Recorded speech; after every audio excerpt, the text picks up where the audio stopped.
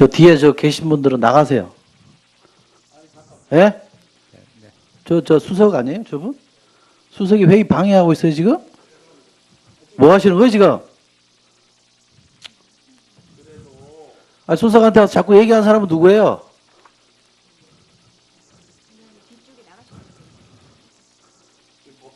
아, 회의를 왜 이렇게 진행? 아, 지금 내가 얘기를 할 테니까. 네. 수석님 자리 지키셔야 되는 거 아니에요?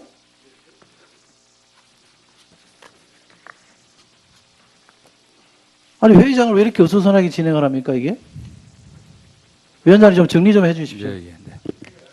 네. 예. 예, 박범계 의원님 수고하셨습니다. 예정된 질의를 다 마쳤습니다. 다음 보충 질의를 하도록 하겠는데 보충 질의에 들어가기 전에 위원장으로서 한 말씀만 드리도록 하겠습니다. 저도 국회의원을 오래 하진 않았습니다. 삼선하면서 한 10여 년 지금 국회의원을 하고 있고 법사위도 두 번째를 하고 있고 국회에서 많은 특위 활동을 해봤습니다.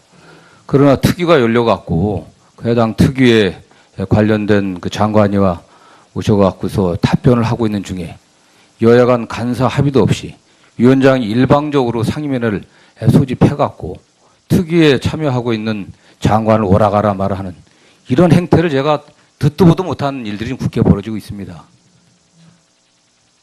지금 법사위가 야당 법사위원장 일방적인 소집에 의해서 좀 진행되고 있습니다. 좀 수석이 그러다 보니까 왔다 갔다 해갖고 좀 어수선하게 됐는데 수석도 가만히 계시고요. 이 오늘 열리고 있는 이 사법개혁특위는 오래전에 여야 간의 합의에 의해서 개최된 겁니다. 법사위원장도 잘 알고 있고 오늘 특위에 장관이 참석해서 의원님들의 질의에 답변할 예정이고 또 그 답변이 진행되고 있다는 걸 알고 있습니다. 그럼에도 불구하고 특위가 10시에 시작했는데 11시에 법사위를 갖다 일방적으로 소집해갖고 장관을 오라가라. 이게 있을 수나 있는 일이겠습니까? 특위원장으로서 매우 유감스럽다는 말씀을 드리고 장관께서는 그 자리에 앉으셔갖고 계속 답변 응해 주시고요. 우리 법사위 전문위원이나 직원들 좀 힘드시겠지만 자리에 앉아가고 특위가 원만히 진행될 수 있도록 협조해 주시길 부탁드리겠습니다. 그리고 이 자리에 와서 방청하고 계신 분들 앞으로 좀 자리 이석하거나 어수선하게 하지 마시고 특위가 좀 원활하게 진행될 수 있도록 협조해 주시길 좀 부탁드리겠습니다. 다음 보충 질의를 하도록 하겠습니다. 질의 시간은 7분으로 하고 다만 질의는 주질의 순서가 있긴 하지만 의원님들 숫자가 많지 않기 때문에 신청하는 위원님들의 하면 다 하시겠습니까? 예. 그러면 주질의 순서에 따라 진행하고자 하겠습니다. 먼저 백혜련 위원님 보충 질의해 주시기 바랍니다. 어제 그 서울고검감찰부가 최인호 변호사를 수사 담당했던 채모검사, 추모검사, 공무상 비밀 누설죄 혐의 등으로 긴급 체포했습니다. 그런데 이제 최 검사는 지난 2016년 서울 남부지검 근무 당시 주가 조작 사건에 연루된 최 변호사 조사했었고, 추 검사는 2015년 서울 서부지검 근무 당시 최 변호사의 횡령 혐의 수사를 맡았던 검사입니다. 이제 수사 기록 일부를 최 변호사 측에 넘겨준 혐의를 받고 있는데요. 여기서 추 검사가 당시 초임 검사였다고 언론 보도에 났는데 맞는 것 같습니다. 그러면 이 사건을 제가 왜 묻느냐면 검찰 개혁과 직결될 수 있는 사건이기 때문에 질의를 드리는 겁니다. 초임 검사가 저도 검사 출신이지만 초임 검사가 윗선의 지시나 압력이 없이 수사 기록을 변호사에게 유출한다는 것은 생각하기 어려운 일입니다. 분명히 이 사건 지금 수사단이 하고 있기 때문에 더 수사가 이루어질 것이라고 생각하지만 초임 검사의 뒤에 다른 선배 검사나 부장 검사나 윗선이 있을 가능성이 매우 크다고 생각합니다. 그래서 철저한 수사가 필요하고 윗선에 대한 더 수사가 필요하다고 생각하는데 장관님은 어떻게 생각하십니까? 네, 추검사하고 최검사 관련해서는 현재 수사가 진행 중이기 때문에 뭐라고 제가 말씀드리기는 어려운데 지금 말씀하신 부분을 포함해서 아마 수사가 진행될 걸로 그렇게 생각하고 있습니다. 지금 전현직 고위검찰 전직 장관까지도 관련되어 있다. 이런 의혹이 있습니다. 그래서 한치의 흐트러짐도 없이 이 사건을 수사를 해야 될 것이다. 이렇게 생각을 하고요. 저는 검찰이 그래도 늦게나마 이 수사를 하는 것은 참 잘하고 있다고 생각합니다. 그동안의 어떤 검찰의 관례를 봤을 때 이런 사건이 적발됐어도 그동안의 검찰의 무난한 분위기로 봤다면 과연 이 검사를 긴급 체포를 하고 구속영장까지 칠 생각을 했을까? 저는 아니라고 봅니다. 그동안의 검찰의 문화로 봤을 땐 징계 정도는 받았을 수 있겠죠. 그러나 이것을 정말 정식 수사 사건으로 인지를 하고 하기는 참 어려웠을 것이다. 그것이 바로 왜 그러냐면 우소불위에 검찰을 또 수사할 수 있는 기관이 없기 때문에 자기 스스로도 모르게 자정 능력이 없어지는 것입니다. 그렇기 때문에 저는 공수처의 설치가 굉장히 검찰에도 오히려 득이 될 것이다 이렇게 봅니다. 네. 검찰 내에서 이 사건을 지금 국민의 여론을 본다면요. 만약 검찰에서 이 사건을 철저하게 수사할 수도 있습니다. 정말 한 점의 의혹도 없이 다 조사를 해서 밝히려고 할 텐데 밝혔어요. 근데 만약에 수사를 해보니까 진짜 단독 범행이라는 결과가 나왔단 말이에요. 만약에 그러면 근데 그 결과 발표하면 지금의 국민에서는 검찰이 만약 최선을 다했다 하더라도 그 결과를 믿지 않습니다. 국민들은 검찰에서 분명히 덮어주기 했고 제대로 수사하지 않았다 이렇게 믿을 겁니다. 그러나 공수처가 있어서 이 사건을 수사를 한다면 그런 결과 발표가 나온다 하더라도 국민들이 이것이 검찰을 덮어주기 위해서 수사했다고는 받아들이지 않을 것이기 때문에 지금 공수처는 검찰의 입장에서도 견제와 균형의 원리에 충실하게 검찰에 대한 신뢰도 높일 수 있는 방안이라는 말씀을 다시 한번 드리고 싶습니다. 네. 예, 지금 말씀하신 대로 사실 법관에 대한 회피 제도가 있듯이 검찰에도 검찰에게 부담을 줄 수 있거나 독립성, 공정성에 의심을 살 수 있는 그런 사건은 아예 처음부터 맞지 않는 것이 우리나라 검찰의 신뢰를 높이기 위해서 필요하다고 보고요. 지금 이런 사건들이 모두가 다 하나같이 공수처 설치의 필요성을 정말 역설해주고 있는 그런 사건들입니다, 이게. 그래서 저도 반드시 국회에서 공수처 통과되도록 좀 해줬으면 하는 생각입니다. 네. 그다음에 안미연 검사의 폭로와 관련해서 제가 하나 이제 그 검찰청법에 의하면 7조에 따라서 구체적 사건과 관련된 상급자의 지휘 감독의 적법성 또는 정당성에 대해서 이의를 제기할 수 있도록 되어 있습니다. 지금 네. 그런 조항이 있는데 실제로 지금 강원랜드 수사 외압 의혹을 제기한 안미연 검사의 경우에도 이 현행법에 따라서 이의 제기를 한 것은 아니죠. 네, 이의 제기권 관련한 내부 대검의 지침이 금년 1월에 제정된 게 있습니다. 그런데 지금 안미연 검사가 그걸 지키고 있는지는 모르겠습니다만은 제가 듣기로는 언론 인터뷰나 이런 것들은 앞으로 그런 것들을 준수해 가면서 하기로 그렇게 했다는 얘기를 제가 들었습니다. 그러니까 앞으로 그렇게 하겠다 그렇게 예, 얘기가 된 거예요. 지금 이제 네. 과거에 언론과 인터뷰한 것에 대해서는 그 지침을 준수했는지 여부는 제가 잘 모르겠습니다. 좀 판단을 해봐야 되겠습니다. 지금 진행된 형태를 보면 이 지침대로 됐다고 보이지는 않습니다. 결국은 그래서 지침이 중요한 것이 아니라 이 지침이 지켜질 수 있도록 하는 것, 그런 문화, 그런 것들이 중요하다고 봅니다. 그러니까 실제로 지금 이 지침이 있다 하더라도 앞으로도 제가 볼 땐 지금 현행 검찰 내에서 과연 이 지침에 따라서 상급자의 지휘 감독의 적법성이나 정당성에 있어서 이의 제기를 하는 검사가 있을까에 대해서는 굉장한 의문이 있습니다.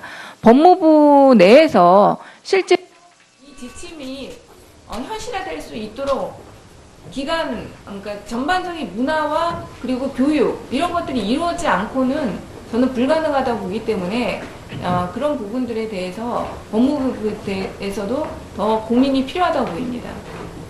네, 그 검사의 이의제기 방식이라든가 이런 것에 대해서 다시 한번 그 지침 내용을 검토해 보고요. 그것이 실효성 있게 작동될 수 있도록 한번 검토해 보겠습니다. 네, 백혜련 위원님 수고하셨습니다. 다음 존경하는 이재정 위원님 질의하시겠습니다. 예, 사개특위는 논의가 초반부에 불과하기는 합니다만은 그간 여러 논의들이 있어 왔고 그것들을 정리하는 수준의 이제 문제 인식들을 이 회의체에서 이야기를 시작할 것 같습니다. 그간에 많이 논의되던 과제 안에는 포함되어 있지 않은 얘기를 저는 하나 해보려고 합니다. 그 법조에는 여러 가지 축들이 있는데 또 하나의 축이 변호사이기도 합니다. 법무부도 관련해서 여러 가지 제도적으로 또 변호사와 관련해서 무관하지 않은 기관이기도 하고요. 그 변호사는 그러니까 변호사의 그 직업적 특수성에 기인하다 보니까 결국은 국민이라는 의뢰인의 관계에 있는 국민의 권익을 대변해서 법정에서 그리고 또 수사일선에서 활동을 하게 됩니다. 그렇다 보니 변호사의 권리는 직업인의 권리가 아니라 사실상 인권과 관련된 경우가 굉장히 많습니다. 제가 얘기하려는 부분은 바로 법무부의 변호사 징계위원회 징계제도와 관련한 이야기를 하고 싶습니다. 지금 현재 이제 변호사 징계제도가 어떤 프로세스에 의해서 어떤 절차에 의해서 진행되는지는 장관님께서도 알고 계실 것 같습니다. 당초에는 법무부가 정권을 가지고 있었는데 90년대 개정 이후로는 변호사 협회에서 관련된 내용을 처리를 하되 그러니까 이의 신청에 대해서는 법무부에서 징계위원회를 마련을 해서 심사를 할 수 있습니다. 그런데 제가 지금 얘기하려는 사례에서 법무부의 당해 제도 운영의 면도 그렇고 또 그 운영의 사례를 통해서 이 제도 자체에 대한 기본적인 문제인식도 저는 갖게 됐습니다. 장경욱 변호사, 김인숙 변호사가 서울지방변호사의 소속 변호사입니다. 국가보안법 사건 등의 피의자에게 진술을 거부 또는 혐의를 부인하도록 요구했다고 하면서 검찰이 서울중앙지검에서 변협에 대해서 징계 신청을 합니다. 그 대한변협에서는 정당한 변론권 행사로 받고 기각을 했습니다. 검찰은 다시 이의 신청을 했지만 이마저 기각을 당하고 나자 법무부에 이의 신청을 하기에 이릅니다. 또 다른 사례도 있습니다.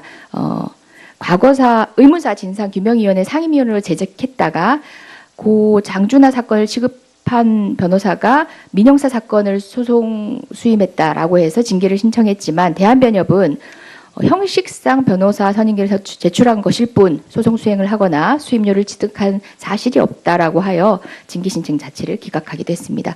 이 두 건의 사례가 이의 신청을 통해서 법무부에 계류가 된 상태에서 2018년 2월 2일 이제 얼마 전입니다.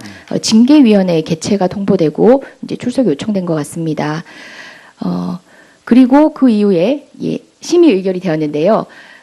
김희수 변호사, 그러니까 아까 얘기했던 의무사 진상규명위원회 건에 대해서는 견책, 그리고 또 김인숙, 장경욱 변호사에 대해서는 기각의 심의 의결이 있습니다.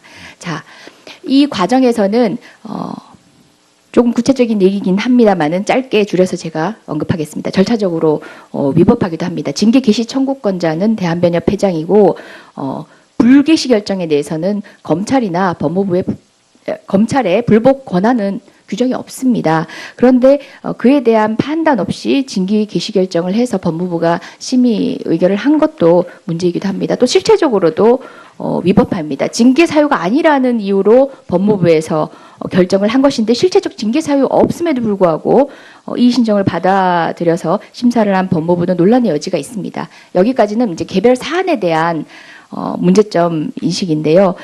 저는 이 사안이 당시에 어떤 배경에서 빚어진 건지 먼저 말씀드리고 싶습니다. 고 김영환 청와대 민족수석 비서관의 소위 비망록이라고 불리우던 수첩에 의하면 당시 징계 절차가 계속되고 있던 시기인데요. 2014년 9월 11일 장경욱 변 철저 고발건 조사, 변호사 자격증지, 법무부 징계라는 얘기가 적혀져 있습니다. 민변 변호사 징계 추진 현황 보고 뭐 이런 메모도 있습니다. 굉장히 악의적으로 활용이 됐던 사건입니다. 공안 사건의 변호인을 징계 제도를 악용하여 겁박한 것에 다름 아닌 것입니다.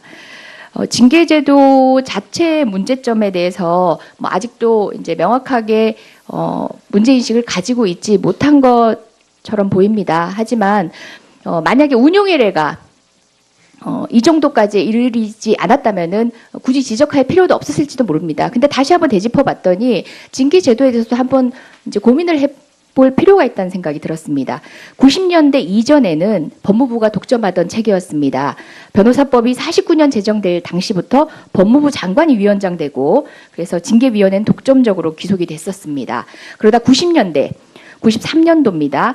변호사 단체 자율성 강화를 명시적으로 하고 결국은 일부 징계권을 변협징계위원장에게 이관합니다. 그로부터 2년 뒤에는 전면적으로 변호사단체의 자율성을 인정하고 모두 이관을 한 이후에 이의신청 사건만 법무부가 심의를 합니다. 그리고 판사, 검사, 법학교수, 민간인도 위원으로 위촉하도록 해서 변협징계위원회 단계에서부터 공정성을 담보하기 때문에 사실상 이의신청권을 가진 법무부가 이의신청을 할 수 있는 권한을 가진 법무부가 굳이 이의신청에 이르는 사건을 이렇게 심사하는 경우들이 존재하지 않았습니다. 이번에 이르기 전까지는요.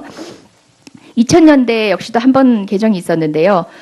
국민에게도 참여의 기회를 넓혔었습니다. 의뢰인이 신청을 할 수 있도록 징계 신청을 할 수 있도록 했습니다. 근데 일명 계약으로 보여지는 지점들이 바로 이때 등장합니다. 지방검찰청 검사장에게 징계 개시 신청권을 부여를 했습니다. 그리고 결국은 징계 개시 신청을 한 검사장이 이 건처럼 이의 신청을 하게 돼서 법무부의 심사를 계류할 수 있도록 했습니다. 물론 그 어떤 특정 집단을 편견을 가지고 반드시 뭐 악의적으로 징계 개시 신청을 할 거라고 단정할 수는 없습니다만은 통상의 검찰에 대한 이런 부정적인 사례들에서 저희가 미루어 보건데 사실상 이 규정이 악용될 소지가 있어 보이고 전면적으로 변했던 90년도 당시의 개정의 취지에 미루어 본다면 다시 한번 검토해 볼 여지도 있지 않나라는 생각이 듭니다. 어떻게 생각하십니까? 네, 아까 말씀하신 그 새 변호사에 대한 부분 제가 보고를 들었고요.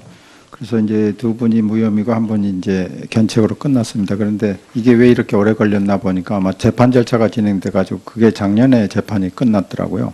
그래서 이제 법무부로 왔는데 전체적으로 보자면은 지금 변호사 단체의 그 변호사 징계의 어떤 그 권한을 넘겨주고 이 신청 시에 이제 그 법무부의 징계위원회에 회부되는 건데 변호사 징계는 법무부로서는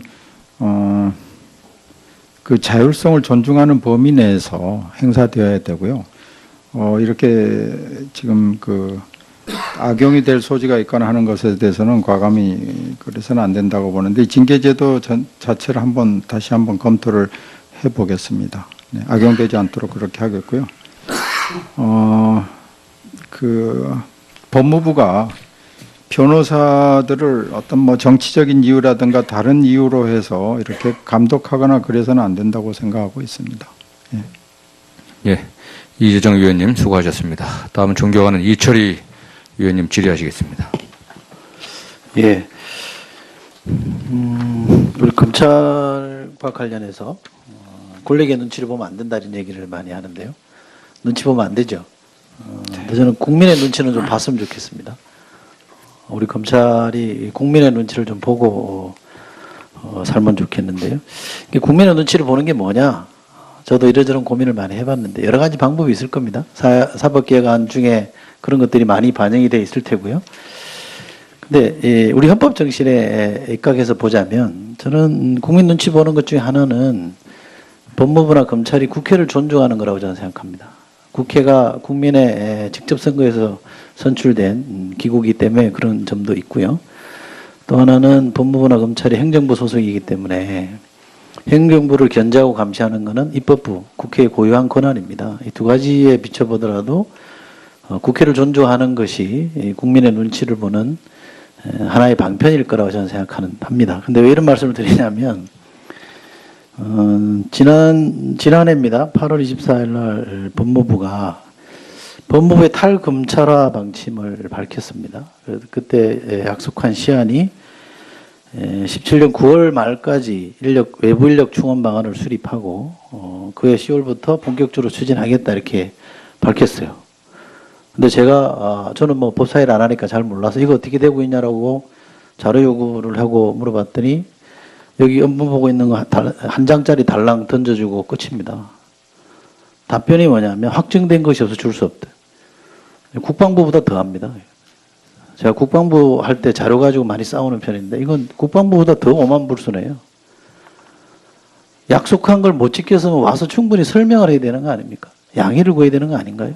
근데 서류 쪼가리 하나 딜링 던져주고 말겠다는 자세가 이게 검찰이 스스로를 기억하겠다는 자세로 읽힙니까? 제가 좀 과민하게 반응하는 건가요?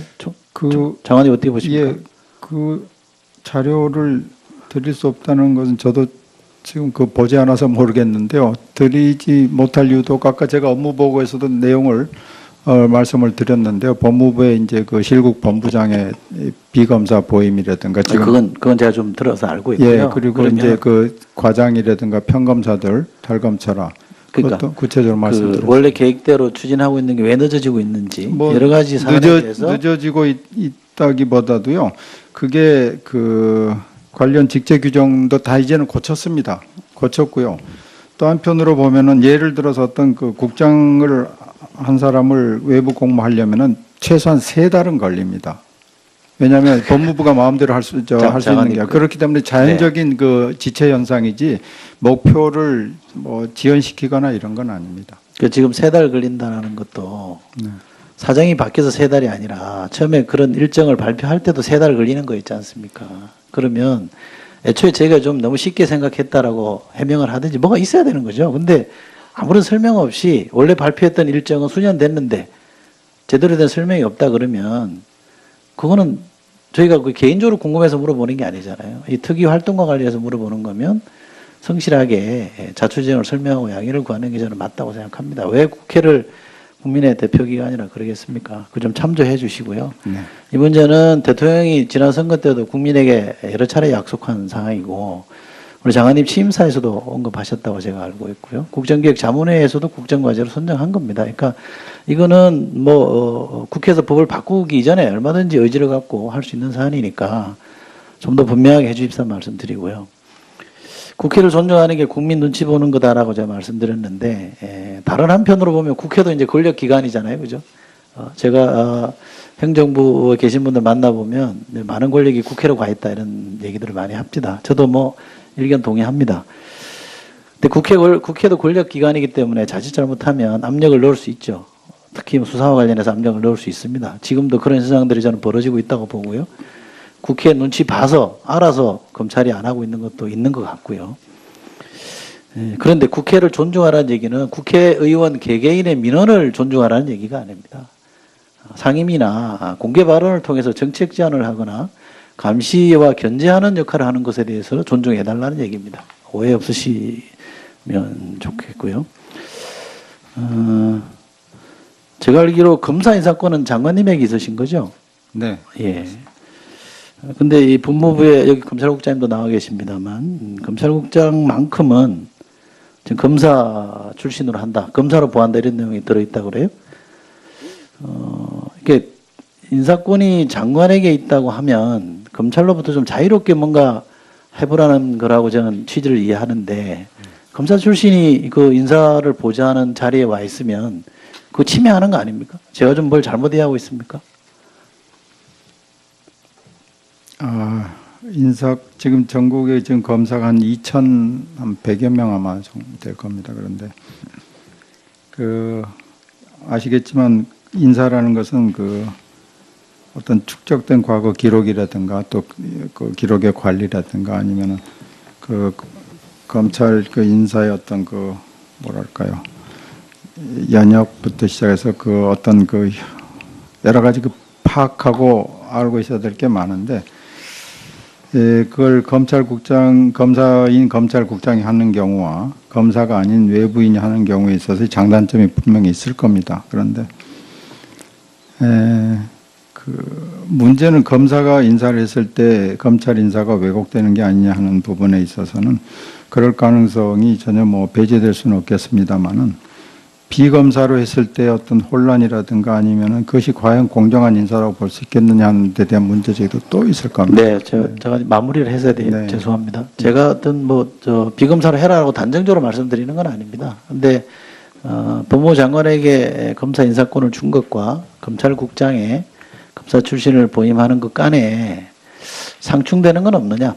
정신적으로 보면 처음에 법 취지를 보면 저는 최소한 미스매치일 수는 있겠다. 그러면 그 점을 어떻게 보완할 건지에 대한 고민을 좀 해주시고 좀 더 파격적으로 비검사로 하는 방안도 검토는 저는 해봐야 되겠다.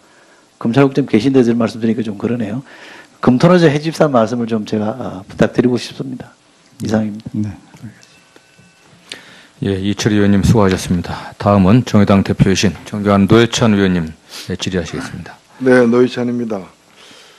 먼저 이 국회 운영과 관련해서 한 말씀을 안 드릴 수가 없습니다. 제가 그 법사위원이고 또 사개특위위원입니다. 여기 와 계시는 존경하는 우리 정성호 위원장님, 박범계 의원님, 백혜련 의원님, 정웅천 의원님 모두 법사위원이면서 사개특위위원인데 지금 법사위가 소집되어 있습니다. 애초에 10시에 이 사개특위가 시작될 때 급한 일이 있기 때문에 회의를 미뤄달라고 얘기하면서 받아들이지 않자 자유한국당 간사가 뛰쳐나갔습니다.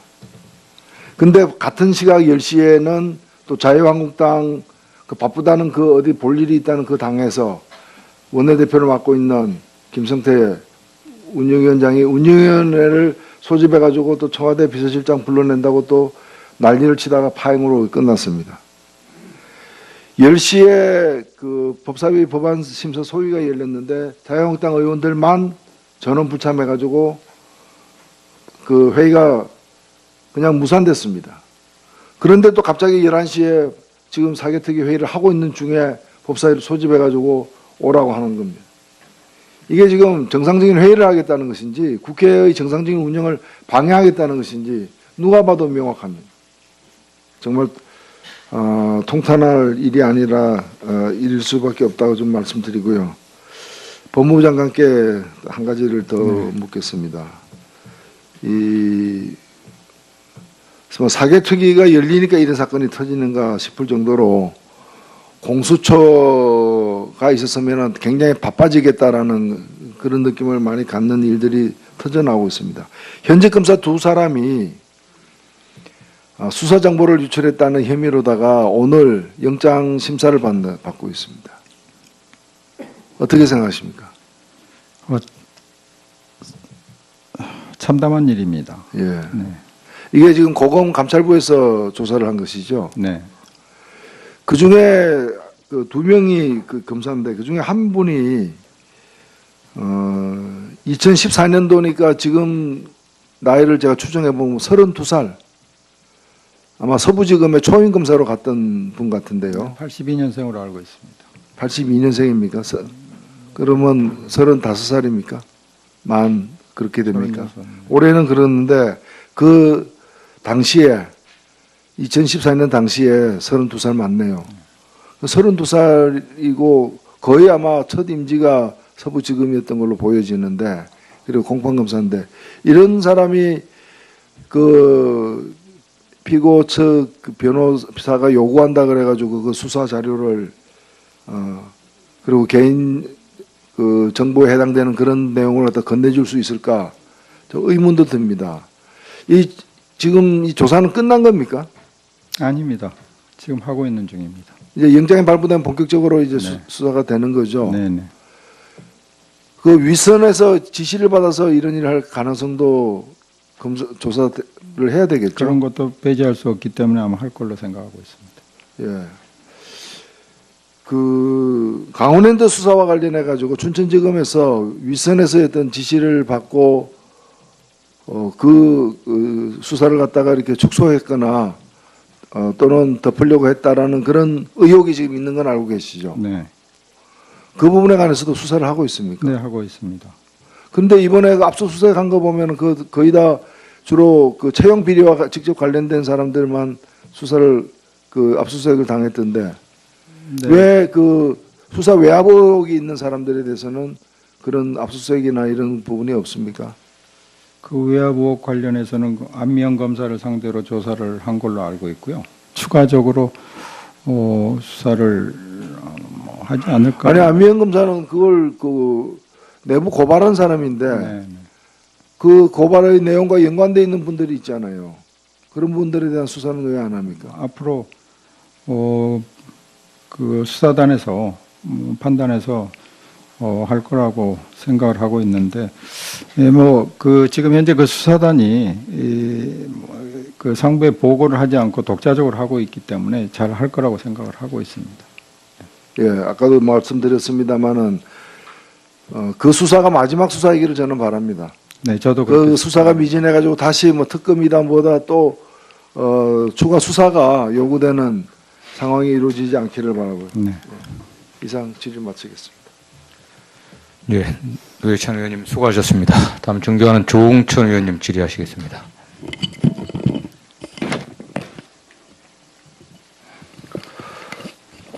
아까 여러 동료 의원님들 질의 중에 강원랜드 수사 외압과 관련해서 뭐 김수남 전 총장의 현재 형사소송법적 지위, 권성동 법사위원장의 지위 등에 대해 가지고 답변하시는 모습을 보니까 아직도 두려워하고 있거나 감싸려고 하고 있거나 성역을 두고 있는 것 아닌가 하는 의구심이 자꾸 들어요. 요번에까지 그런 식으로 하시면 아마 검찰은 괴멸적 사태를 맞이할 것 같은데 어떻게 그 자꾸 그렇게 감싸려고 하시는 것 같은 그런 뉘앙스가 느껴져서 그거 아니죠? 저는 절대 그 사건에 대해서 감싸려고 하는 생각도 없고요. 감싸서도 안 된다고 보고, 이게 지금 사실상 세 번째 수사인데 이번 수사를 통해서도 명백하게 모든 게 밝혀지지 않는다면 법무검찰은 이제 더 이상 네. 물러설 땅이 단 한 뼘도 없습니다. 네, 네. 이제 백척간도 끝에 서 있어요. 예? 그동안에 얼마나 열심히 일하고 정말 나름대로는 소신을 느끼고 보람을 느끼고 살았는데 왜 이렇게 됐습니까?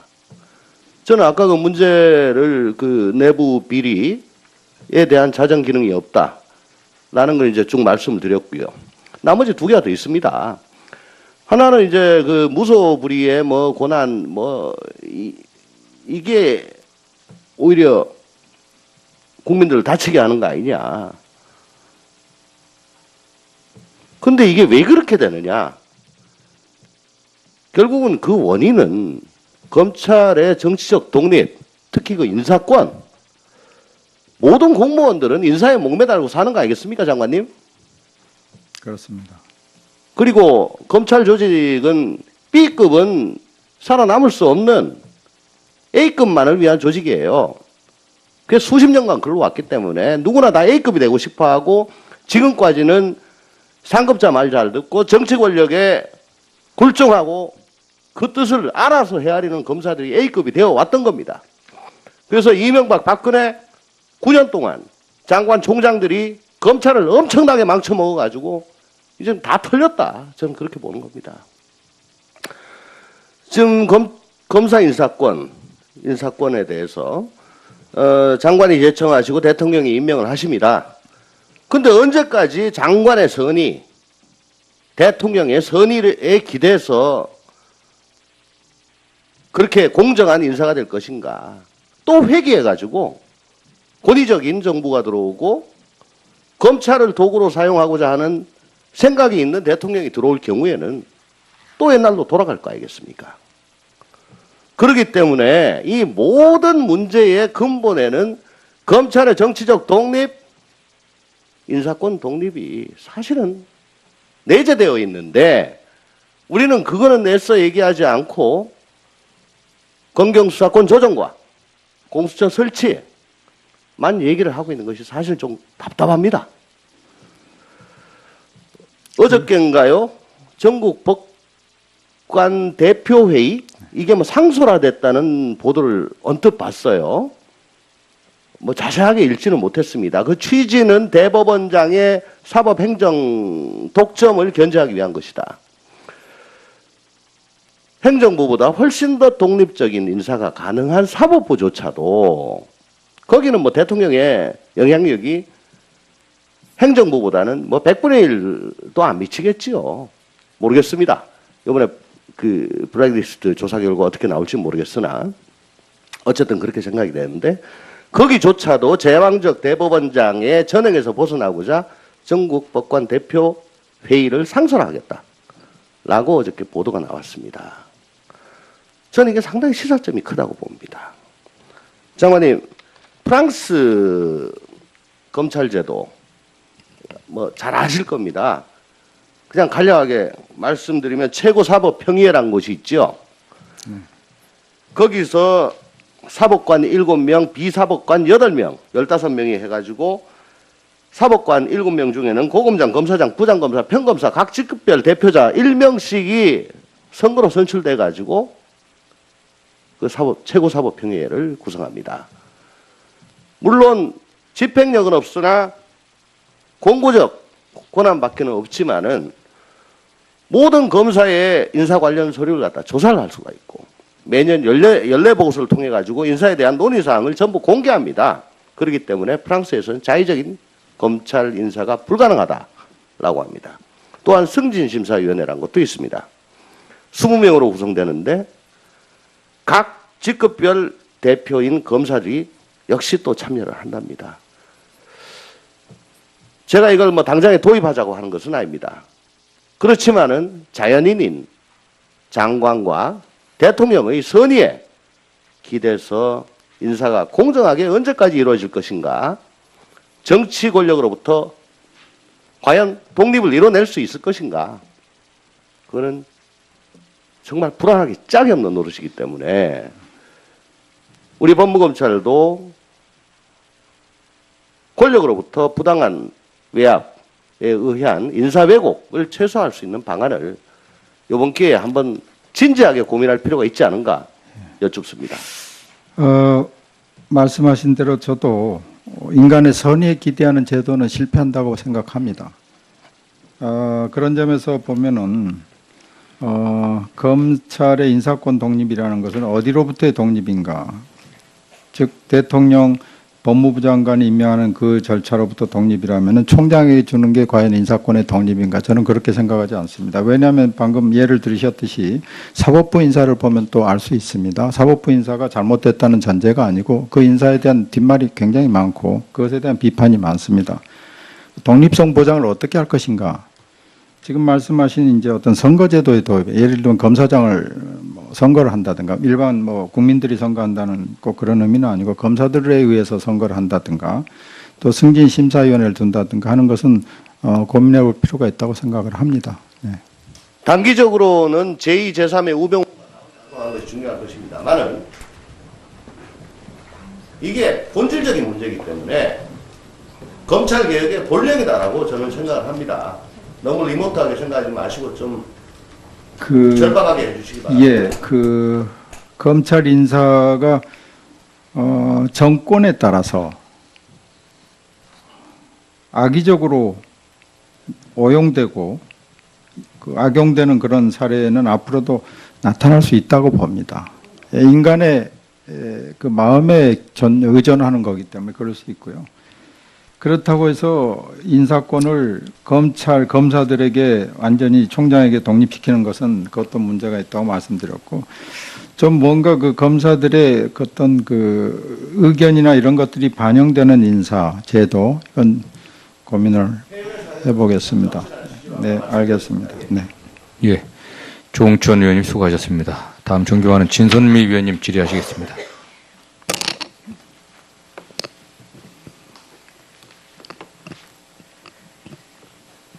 네.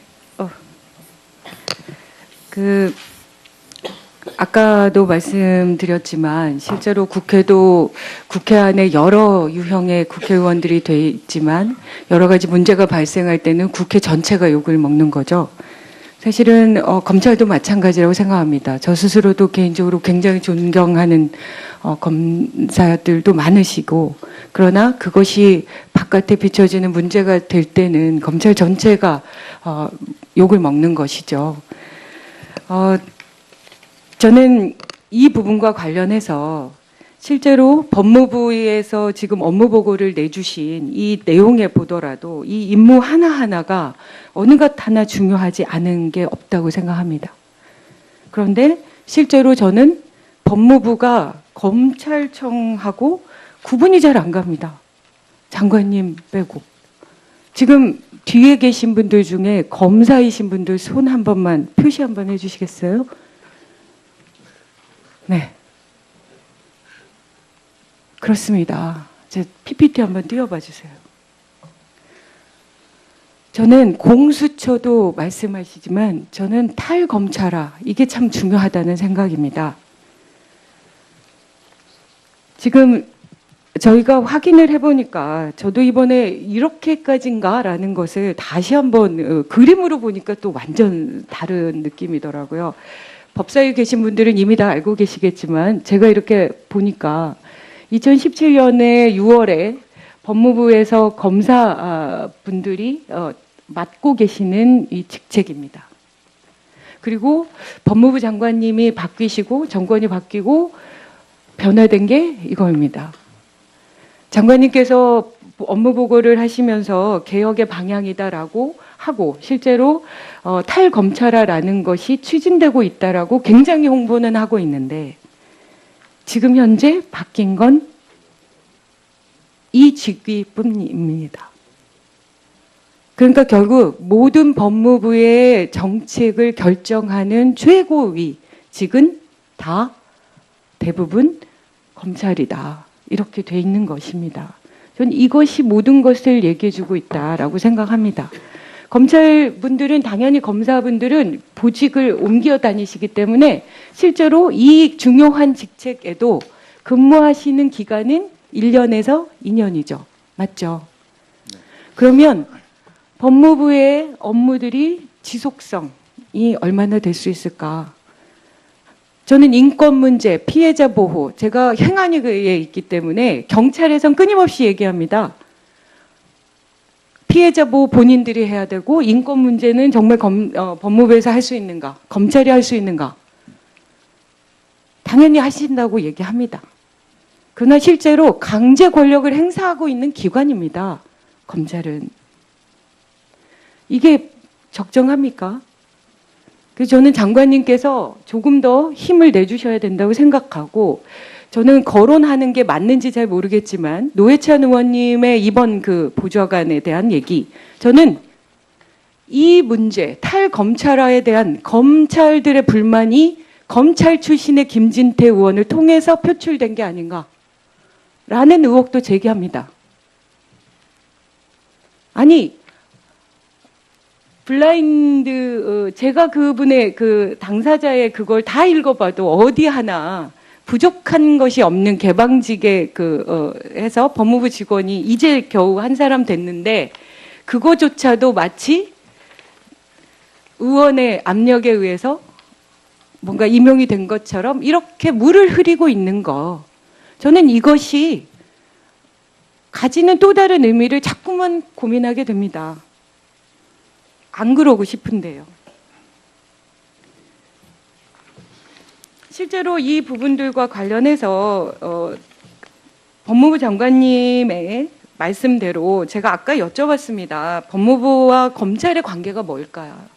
그러니까 저는 법무부는 정말 말 그대로 사법권에 그러니까 지금 변호사 징계권도 있다고 하셔서 저는 깜짝 놀랐습니다만 그 사법이라는 그 행정 영역을 그리고 인권 보호라는 그리고 교정이라는 이 엄청난 중요한 문제들이 끊임없이 있지만 검찰이 중심이 돼 있기 때문에 교정 업무 저는 완전 한직이라고 생각합니다. 교정 업무에 대해서 변화된 게 뭐가 있죠? 관심 없으시지 않을까요? 저는. 물론 그렇게 얘기하면 아니라고 얘기하시겠지만 이렇게 왜 굴절돼 있는 것이라고 하면 그 부분들에 대한 지금까지의 변화의 이 지체라는 것에 대한 책임이 있는 게 아닌가 그런 생각이 듭니다. 그것과 관련해서도 저는 이런 게 다 연결돼 있다고 생각하는데 법무부 장관님만 그리고 법무실장님만 그리고 인권정책과장님, 인권국장님만 이렇게 전혀 이미 이 모든 주요 보직을 검찰들이 하시고 검찰 내에서도 끊임없이 사건을 통해서 조직적인 그런 유대관계가 계신 이 많은 분들 속에서 그렇게 홀로 섬으로 남아 계신 이 비검찰 분들이 정말 순수하게 정말 제대로 힘을 발휘해서 비검찰인 대부분의 국민들의 의사에 맞게 검찰개혁과 법무개혁들을 추진하실 수 있을까? 저는 우려를 표하고 싶습니다. 그리고 네. 예. 이 탈검찰화는 우려를 많이 하시는데 지금 현재 다시 한번 말씀드리면은 이 법무부의 기조실장과 검찰국장을 제외하고는 전부 비검사로 지금 보임이 되어 있고 범죄예방정책국장은 곧 이제 보임이 비검사로 될 예정입니다. 그리고 그 밑에 이제 과장들도 그렇게 될 예정이기 때문에 저는 이 부분에 관해서는 꾸준히 진척이 되고 있고 상당한 성과를 거둘 걸로 저는 생각을 하고 있습니다. 네. 그것과 관련해서 아까도 계속 얘기하고 있지만 검찰의 그 성추행 사건 진상 규명 조사단과 그리고 이제 막 발족한 법무부 대책위가 저는 위상을 명확하게 정리해 주셔야 된다고 생각합니다. 저는 언론 기사 한번 읽어보십시오. 진상조사단은 검찰에 대해서 다 하고 있고 이 법무부는 검찰 빼고 나머지를 하는 것처럼 그렇게 기사가 되어 있습니다. 그게 언론의 잘못된 오보라고만 믿고 싶지만 왜 그 중요한 시점에 그런 얘기들이 나오고 있는지에 대해서 장관님께서 한 번 더 체크해 주셨으면 저는 꼭 명확한 입장을 밝혀 주십니다. 알겠습니다. 다시 한번 말씀드리면 법무부 성추행 성범죄 대책위원회는 검찰을 포함해서 교정뿐만 아니라 법무부 내 다른 부처까지도 총괄해서 그 대책을 수립하는 것이고요. 그다음에 그 조사 분야는 지금 검찰은 그 검찰 조사단에서 하고 있고 나머지 분야는 필요하면은 대책위원회에서 하고 다시 말씀드리면은 검찰을 포함한 총괄적인 대책위원회가 법무부위원회라는 걸 말씀드립니다. 전혀 검찰을 제외한 위원회는 아닙니다. 그건 분명합니다. 예, 진선미 위원님 수고하셨습니다. 보충 질의 마지막 순서로 대전 서구울 출신의 박범계 위원님 질의하시겠습니다. 네, 박범계입니다. 조금 더 말씀을 좀 드릴까 싶습니다. 전반적으로 문재인 정부의 법무 검찰의 개선의 방향은 잘 가고 있다. 이제 그런 평가를 합니다. 개선되고 있고요. 특히 이 법무부 탈검찰화 관련해서는 참여정부 때 참 인권과장 한 사람을 임명하는 것도 어려웠었습니다.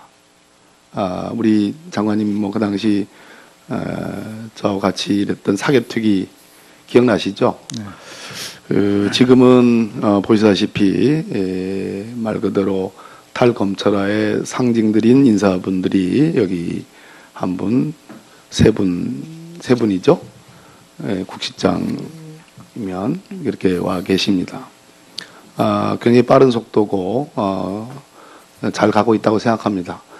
다만 직무 범위와 관련해서 우리 검찰국의 우리 박균택 검찰국장님도 계시지만 훨씬 더 좀 상호 협조 그리고 의리가 좀 있었으면 좋겠다 하는 생각이 듭니다. 부처별 칸막이도 있는 거고요. 또 부처 안에도 칸막이가 있겠죠. 또 뭐 누가 봐도 대한민국 검찰국이 셉니다. 법무부에. 그렇잖아요. 예, 그래서 조직 체계상은 기조실장, 법무실장, 검찰국장 이렇게 돼 있죠. 위상이 순서가 이렇게 돼 있지 않습니까, 박 국장님? 네. 예, 제 말씀이 무슨 말씀인지 아시겠죠? 그래서 모르십니까? 예. 그래서 이왕 탈검찰을 할 마당에 이분들이 자리를 잡고 적어도 뭐 2년이든 3년이든 이제 확고히 이것이 제도로 정착이 돼야지 그만큼 비례적으로 수사의 독립성이라는 거, 또 인사의 독립성이라는 것도 궁극적으로 어떤 방향으로 갈 거냐라는 것은 아직 컨센서스가 모아지지 않았지만 그렇게 해도 갈 겁니다. 그렇게 갈 수밖에 없습니다. 제가 아는 문재인 대통령의 성품은 그리 갈 겁니다. 제도로서의 보장을 떠나서 상당 부분 일선의 의견들을 반영하고 과거와 같이 진짜 낙하산식 이사라든지 그러한 어처구니 없는 인사로 전 되풀이되지 않을 거라고 믿습니다. 현안과 관련해서 범정 기획관실이 이제 폐지가 됐잖아요, 장관님. 네네. 저는 그 과거에 동향 정보를 중심으로 했던 그 범정이 참 찌라시만도 못한 그것도 생산해내기도 했었어요. 근데 범죄 정보를 강화하는 것은 좀 필요하다고 봅니다. 굉장히 필요하다고 봅니다. 제가 아까 강원랜드 수사단의 수사 대상과 범위가 어디까지냐. 제가 뭐 최고위원을 하면서 전국의 국정과제와 관련된 여러 가지 강연도 하고 다녀서 강원도도 여러 차례 다녀왔습니다. 가보면요, 강원랜드요, 인사 채용 비리, 이것은 그냥 하나의 상징일 뿐입니다. 꽂는 대로 꽂혔다. 이 얘기는 꽂는 대로 꽂아는 사람들이 엄청난 강원랜드에 대한 권력을 갖고 있는 겁니다. 그럼 그 인사 채용 비리만 있을 것이냐? 그렇지 않다는 겁니다. 강원도는 더더군다나 동계올림픽이라는 아주 특수를 맛보았습니다. 강원랜드와 관련된 공사들, 예? 거기서 지금 거론되는 분들이 얼마만큼 제왕적 위치에 있는가를 굳이 여러 군데를 꽂을 필요도 없습니다. 한 번만 돌아보면 얼마나 이분들이 센 분들인가, 얼마나 그 지역에 황제와 같은 지위를 누리고 있는가를 금방 알 수 있습니다. 결론 수사 의지의 문제입니다. 수사 의지. 예. 근데 제가 MB 수사와 관련해서도 다쓴 누구격 이 수사와 관련해서도 서울중앙지검에 가서도 조사받고 동부지검에 가서도 조사받은 그 내부 제보자들을 제가 조사받은 뒤에 다 뵀었습니다. 여러 차례. 근데 지금은 가닥을 잡았잖아요. 수사의 가닥을 잡아가지고 잘 가고 있습니다. 근데 초기에 이분들이 하시는 말씀이 세상의 검사분들이 그렇게 세상 물정을 모르는지 처음 알았다. 예? 그렇게 우리 온 국민들이 다스와 관련된 상식화된 그 여러 가지 팩트들에 대해서 그렇게 무관심하고 알아도 모르는 척하는 건지 그렇게 모르는지 몰랐다. 책을 한 권, 그 다스와 관련된 책을 한 권 읽고서야 좀 가닥을 잡고 물어보더라. 이런 얘기입니다. 무슨 얘기냐? 결국은 수사의 주체는 검사라는 겁니다. 검사가 얼마만큼 열정을 갖고 의지를 갖고 수사하느냐에 따라서 수사의 결론이 드러납니다. 국민들은 모릅니다. 얼마만큼 여기에 기술이 필요한지를 국민들은 몰라요. 이 기술은 좋은 쪽으로 쓸 수도 있고 나쁜 쪽으로 쓸 수 있는 거예요. 예. 대표적으로 서울 동부지검에 검은띠 검사를 거기를 왜 보내셔가지고 사람 그렇게, 예? 애꿎게 이렇게, 제가 표현이 좀 심한지 모르지만 왜 그렇게 기스내게 만듭니까? 예. 검찰이 자랑하는 검은띠 검사라면서요. 공인 인증 1호 검사라면서요. 결론이 뭡니까? 결국 면접을 줬잖아요. 정호영 특검한테. 왜 면접을 줬겠습니까? 정호영 특검을 특수직무유기로 입건해가지고 기소하려면 그 전에 했던 대검 중수부 BBK 사건 수사까지 다 들춰내야 되는 거 아니겠어요? 정호영 특검이 아마도 제가 물어보진 않았지만 그분 틀림없이 들어가가지고 나 기소할래? 그러면 얼마 전에 있었던 2007년도 그 BBK 대검 중수부 수사 그거 어떻게 된 거냐? 그 수사는 지금 잘한 거냐? 그건 특수직무유기 아니냐? 라고 따지면 할 말이 없는 거예요. 그렇잖아요? 이게 본질입니다. 그래서 사람을 운영하고 조직을 운영할 때도 좀 해안이 좀 있었으면 좋겠다. 그렇지 않은가요? 저는 그렇게 생각합니다. 결국은 오늘 국회 방송에서 중계를 하는데 많은 검사분들이 이걸 보고 계실 겁니다. 바로 여러분들의 수사 의지와 열정과 능력에 따라서 수사 결론이 달라지는 것이지 무슨 그 법 기술자처럼 증거가 어떻고 저렇고 법원이 왜 욕을 먹어요? 그놈의 증거 능력이라는 거. 귀에 걸면 귀걸이, 코에 걸면 코걸이. 아니 세상에 증거 능력을 판사들이 만들어냈어요. 그래서 욕을 먹. 네. 그래서 결국은 의지의 문제라는 점을 우리 장관님께서 제도 개선은 물론이고 일선의 검사들에게 이렇게 독려를 해주셨으면 좋겠다 이런 말씀입니다. 네, 잘 알겠습니다. 네, 검찰국장 뭐 말씀 있으신가? 한 말씀 드리고 싶습니다만. 이건 나중에 다 질의 끝난 다음에 예. 별도로 발언 줄게. 예, 알겠습니다. 예. 예, 보충 질의를 다 마쳤습니다. 예, 다음은 추가 질의를 계속하도록 하겠습니다. 네. 법사위 산회했어요? 예, 그럼 뭐 좀 더 추가 질의 아니 왜냐면 지금 야당 의원들이 안 계시기 때문에 또 여당 의원님들하고 외찬 의원님만 참석한 상태에서 계속 예, 죄송합니다. 죄송합니다. 지난번에도 제가 실수를 했었는데 네, 예. 그래서 계속 진행하는 게 조금 적절치 않은 것 같아갖고 오전에 질의하실 분들 있으면 다 질의를 하고 산회하는 방향으로 하도록 하겠습니다. 추가 질의 혹시 하실 의원님들 계시면은 하시고 아니면 산회하도록 하겠습니다. 예, 예. 예, 일단 또 질의하실 의원들 없으시죠? 예, 그러면 우리 예, 박순태 검찰국장 뭐 한 말씀 하시죠. 네. 감히 한 말씀 드리겠습니다. 박범계 의원님 이제 다스 동부 수사팀 수사가 이제 문제가 있다고 말씀하셨는데 외견상 보면 언론의 보도나 상식이나 또 외견상으로 보면은 그 말씀을 아마 다 맞다고 생각을 할 겁니다.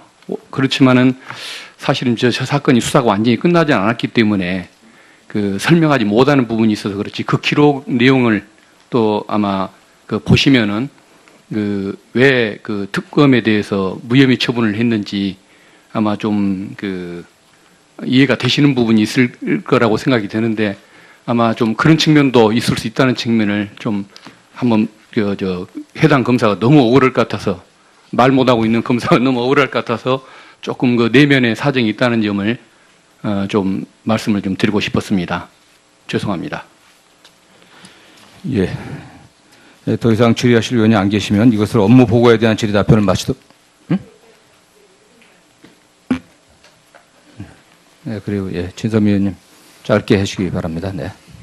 예, 짧게 하겠습니다. 아까 박범계 의원님께서 말씀하셔서 저도 좀 기억이 나서요. 이거 좀 확인을 꼭 해주시면 좋겠다. 당부 말씀드리려고요.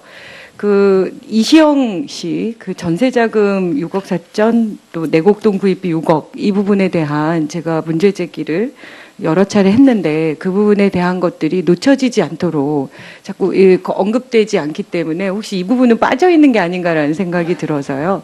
그래서 이 부분을 조금 재수사를 꼭 좀 철저히 해주셔서 의혹이 남지 않도록 좀 해주셨으면 좋겠습니다. 네, 알겠습니다. 예. 힐스테이트 전세자금 말씀하시죠.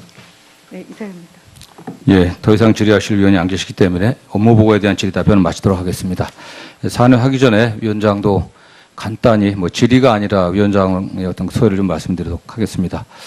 오늘 회의가 사법개혁특별위원회 사실상 첫 회의입니다. 여야간에 원만한 합의가 되질 못해갖고 의사진행이 원활치 않게 된 데 대해서 위원장으로서 매우 유감스럽게 생각하고 특히 국민들께 굉장히 죄송하다는 말씀 먼저 드리겠습니다.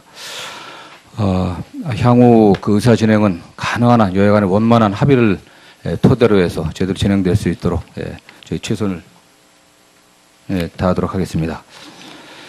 박범계 의원께서 말씀하신 것처럼 수사의 주체, 수사의 최종적인 책임자, 주재자는 검사입니다. 지금 국회에서 검경 수사권 조정이 논의되고 공수처가 논의된다고 해서 우리 법무검찰이 저는 흔들려서는 안 된다고 생각합니다. 정말 절체절명의 위기 상황에서 백척가운데 서 있다는 그런 심정으로 또 사직성의 각오로 우리 검찰을 또 법무부를 바로 세우겠다는 그런 각오를 다지셔야만 합니다.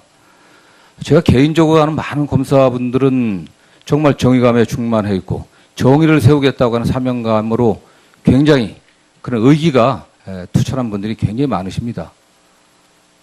그분들의 자부심과 긍지, 이게 지금 처참하게 짓밟혀가고 있습니다. 아주 극소수의 권력과 결탁한 그런 검사들, 권력에 굴종하는 검사들, 오직 인사에 목매여서 정의는 내팽개치고 국민들의 기본적 인권을 보호하겠다는 국민들에 대한 그 약속도 잊어버린 그런 극히 일부 검사들 때문에 이런 일이 벌어지지 않나 생각하고 있습니다. 그러나 이 또한 여기 뒤에 계신 우리 검사들이 해결해야 됩니다. 다른 누구도 할 수가 없습니다.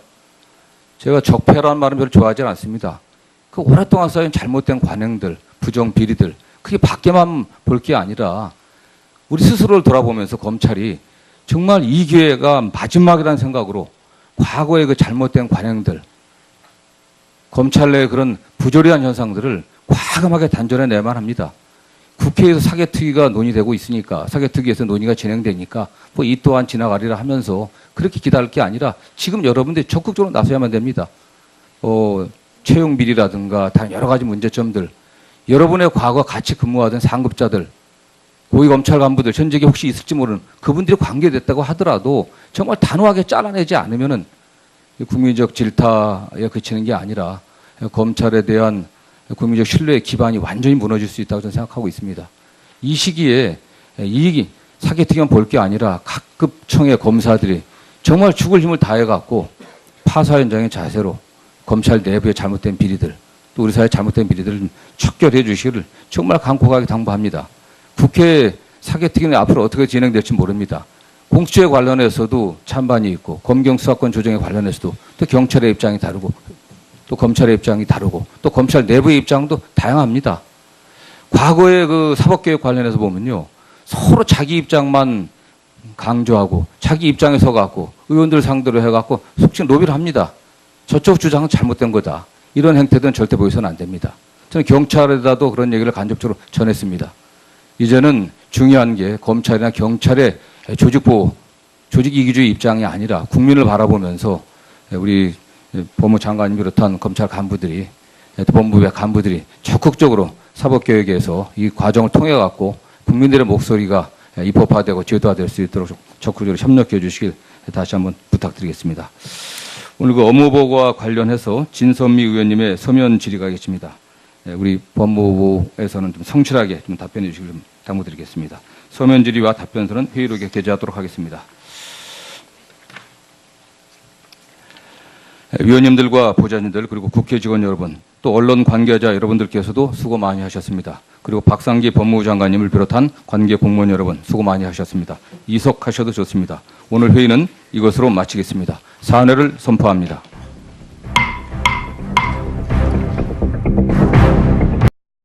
성실하게 자초지종을 설명하고 양해를 구하는 게 저는 맞다고 생각합니다. 왜 국회를 국민의 대표기관이라 그러겠습니까? 그 좀 참조해 주시고요. 네. 이 문제는 대통령이 지난 선거 때도 국민에게 여러 차례 약속한 사항이고 우리 장관님 취임사에서도 언급하셨다고 제가 알고 있고요. 국정기획 자문회에서도 국정과제로 선정한 겁니다. 그러니까 이거는 국회에서 법을 바꾸기 이전에 얼마든지 의지를 갖고 할 수 있는 사안이니까 좀 더 분명하게 해 주십사 말씀드리고요.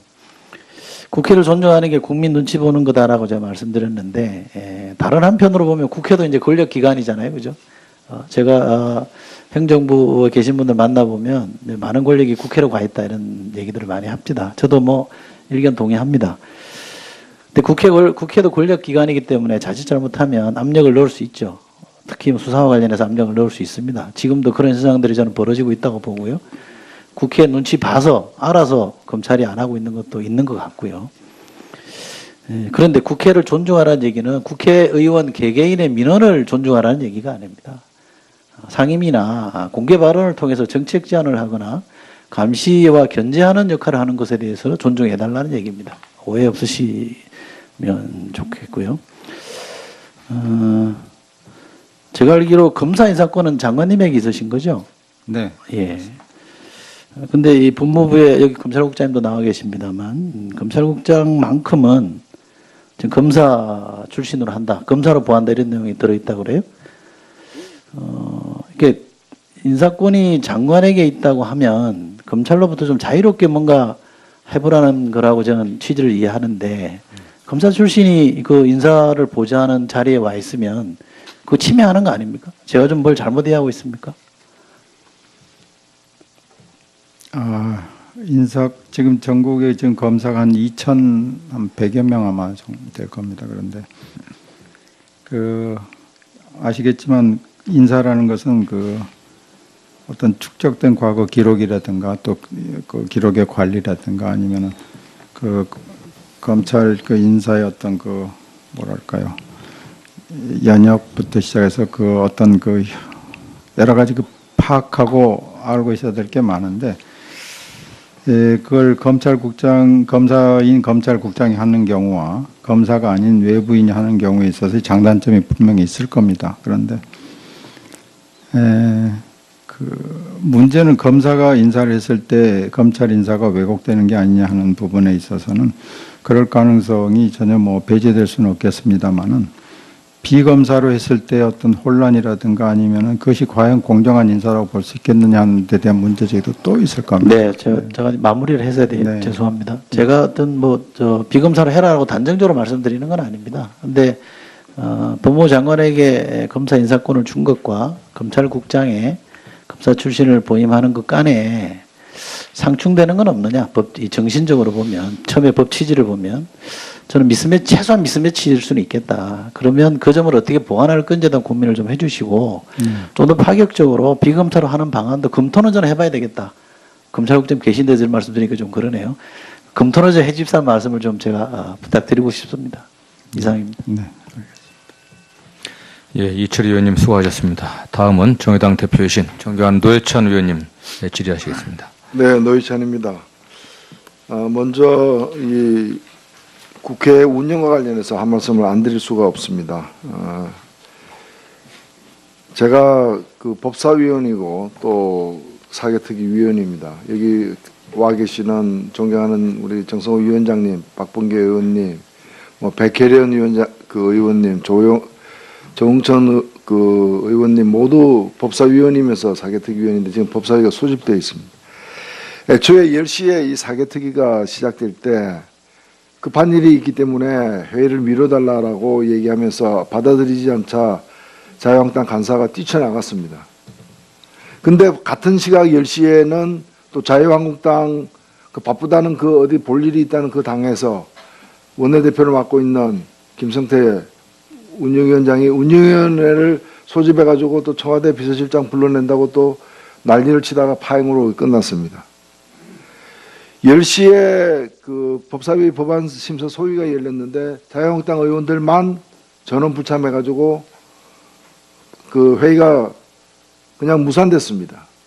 그런데 또 갑자기 11시에 지금 사개특위 회의를 하고 있는 중에 법사위를 소집해가지고 오라고 하는 겁니다. 이게 지금 정상적인 회의를 하겠다는 것인지 국회의 정상적인 운영을 방해하겠다는 것인지 누가 봐도 명확합니다. 정말 통탄할 일이 아니라 일일 수밖에 없다고 좀 말씀드리고요. 법무부 장관께 한 가지를 더 묻겠습니다. 사개특위가 열리니까 이런 사건이 터지는가 싶을 정도로 공수처가 있었으면 굉장히 바빠지겠다라는 그런 느낌을 많이 갖는 일들이 터져나오고 있습니다. 현직 검사 2사람이 수사 정보를 유출했다는 혐의로다가 오늘 영장 심사를 받고 있습니다. 어떻게 생각하십니까? 참담한 일입니다. 예. 네. 이게 지금 고검 감찰부에서 조사를 한 것이죠. 네. 그 중에 그 2명이 그 검사인데 그 중에 한 분이 2014년도니까 지금 나이를 제가 추정해 보면 32살. 아마 서부지검의 초임 검사로 갔던 분 같은데요. 82년생으로 알고 있습니다. 82년생입니까? 그러면 35살입니까? 만 그렇게 됩니까? 36. 올해는 그러는데 그 당시에 2014년 당시에 32살 맞네요. 32살이고 거의 아마 첫 임기가 서부지검이었던 걸로 보여지는데 그리고 공판검사인데 이런 사람이 그 피고 측 변호사가 요구한다 그래가지고 그 수사 자료를 그리고 개인 그 정보에 해당되는 그런 내용을 갖다 건네줄 수 있을까? 저 의문도 듭니다. 지금 이 조사는 끝난 겁니까? 아닙니다. 지금 하고 있는 중입니다. 이제 영장이 발부되면 본격적으로 이제 네. 수사가 되는 거죠. 네네. 그 윗선에서 지시를 받아서 이런 일을 할 가능성도 조사를 해야 되겠죠. 그런 것도 배제할 수 없기 때문에 아마 할 걸로 생각하고 있습니다. 예. 그 강원랜드 수사와 관련해 가지고 춘천지검에서 윗선에서 어떤 지시를 받고 그 수사를 갖다가 이렇게 축소했거나 또는 덮으려고 했다라는 그런 의혹이 지금 있는 건 알고 계시죠? 네. 그 부분에 관해서도 수사를 하고 있습니까? 네, 하고 있습니다. 저 뒤에 저 계신 분들은 나가세요. 예? 저 수석 아니에요? 저분? 수석이 회의 방해하고 있어요, 지금? 뭐 하시는 거예요, 지금? 아, 수석한테 자꾸 얘기하는 사람은 누구예요?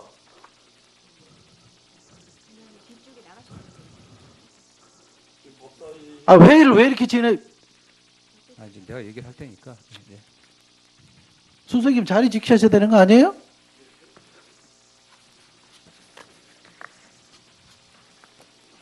아니, 회의장을 왜 이렇게 어수선하게 진행을 합니까, 이게?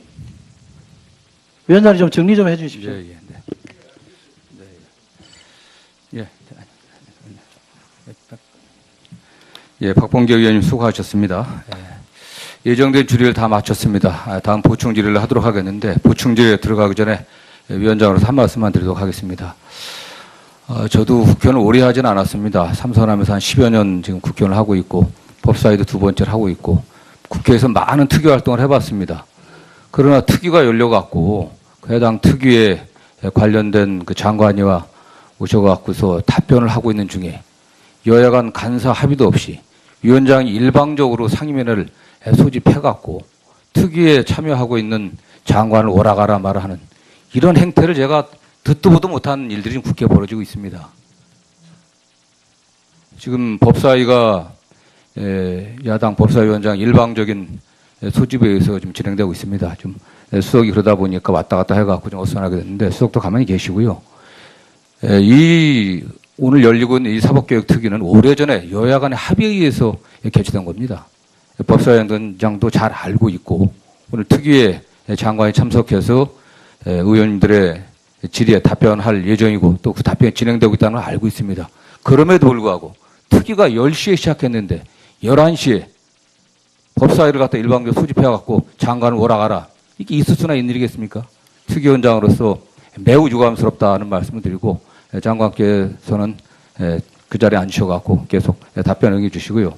우리 법사위 전문위원이나 직원들 좀 힘드시겠지만 자리에 앉아가고 특위가 원만히 진행될 수 있도록 협조해 주시길 부탁드리겠습니다. 그리고 이 자리에 와서 방청하고 계신 분들 앞으로 좀 자리 이석하거나 어수선하게 하지 마시고 특위가 좀 원활하게 진행될 수 있도록 협조해 주시길 좀 부탁드리겠습니다. 다음 보충 질의를 하도록 하겠습니다. 질의 시간은 7분으로 하고 다만 질의는 주질의 순서가 있긴 하지만 의원님들 숫자가 많지 않기 때문에 신청하는 위원님들의 하면 다 하시겠습니까? 예. 그러면 주질의 순서에 따라 진행하고자 하겠습니다. 먼저 백혜련 위원님 보충 질의해 주시기 바랍니다.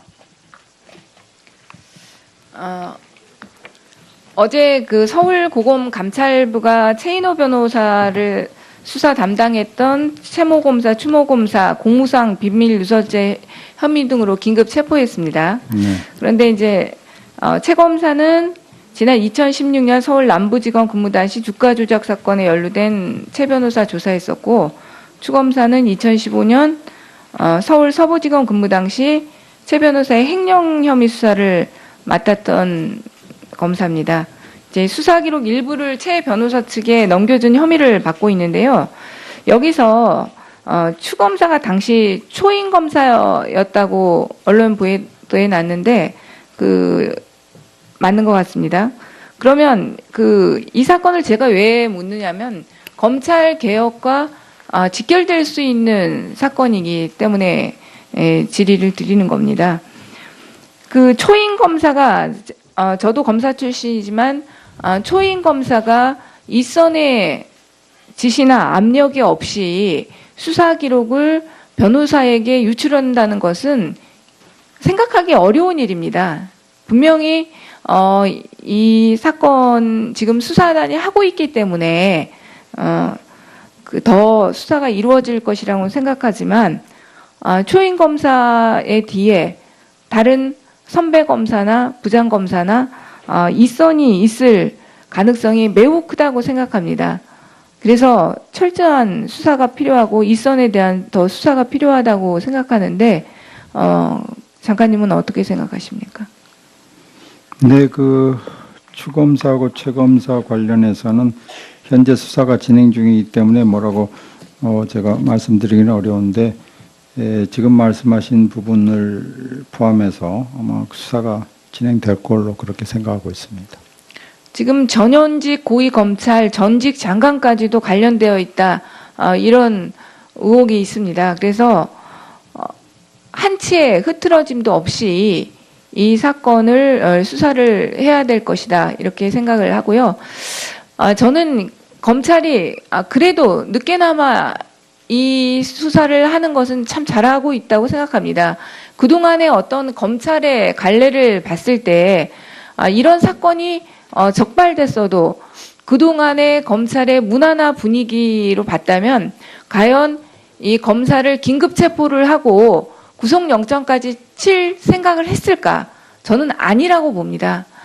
그동안의 검찰의 문화로 봤을 땐 징계 정도는 받았을 수 있겠죠. 그러나 이것을 정말 정식 수사 사건으로 인지를 하고 하기는 참 어려웠을 것이다. 그것이 바로 왜 그러냐면 우소불에 검찰을 또 수사할 수 있는 기관이 없기 때문에 자기 스스로도 모르게 자정 능력이 없어지는 것입니다.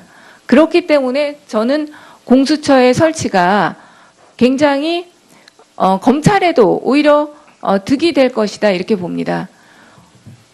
네. 검찰 내에서 이 사건을 지금 국민의 여론을 본다면요. 만약 검찰에서 이 사건을 철저하게 수사할 수도 있습니다. 정말 한 점의 의혹도 없이 다 조사를 해서 밝히려고 할 텐데 밝혔어요. 근데 만약에 수사를 해보니까 진짜 단독 범행이라는 결과가 나왔단 말이에요. 만약에 그러면 근데 그 결과 발표하면 지금의 국민에서는 검찰이 만약 최선을 다했다 하더라도 그 결과를 믿지 않습니다. 국민들은 검찰에서 분명히 덮어주기 했고 제대로 수사하지 않았다 이렇게 믿을 겁니다. 그러나 공수처가 있어서 이 사건을 수사를 한다면 그런 결과 발표가 나온다 하더라도 국민들이 이것이 검찰을 덮어주기 위해서 수사했다고는 받아들이지 않을 것이기 때문에 지금 공수처는 검찰의 입장에서도 견제와 균형의 원리에 충실하게 검찰에 대한 신뢰도 높일 수 있는 방안이라는 말씀을 다시 한번 드리고 싶습니다. 근데 이번에 압수수색 한 거 보면 거의 다 주로 그 채용 비리와 직접 관련된 사람들만 수사를 압수수색을 당했던데 네. 왜 그 수사 외압력이 있는 사람들에 대해서는 그런 압수수색이나 이런 부분이 없습니까? 그 외압 의혹 관련해서는 안미영 검사를 상대로 조사를 한 걸로 알고 있고요. 추가적으로 수사를 하지 않을까? 아니 안미영 검사는 그걸 내부 고발한 사람인데 네. 그 고발의 내용과 연관돼 있는 분들이 있잖아요. 그런 분들에 대한 수사는 왜 안 합니까? 앞으로 그 수사단에서 판단해서 할 거라고 생각을 하고 있는데, 지금 현재 그 수사단이 그 상부에 보고를 하지 않고 독자적으로 하고 있기 때문에 잘 할 거라고 생각을 하고 있습니다. 예, 아까도 말씀드렸습니다만은 그 수사가 마지막 수사이기를 저는 바랍니다. 네, 저도 그 수사가 미진해가지고 다시 특검이다 뭐다 또 추가 수사가 요구되는 상황이 이루어지지 않기를 바라고요. 네. 이상 질의 마치겠습니다. 네, 노회찬 의원님 수고하셨습니다. 다음 존경하는 조홍천 의원님 질의하시겠습니다.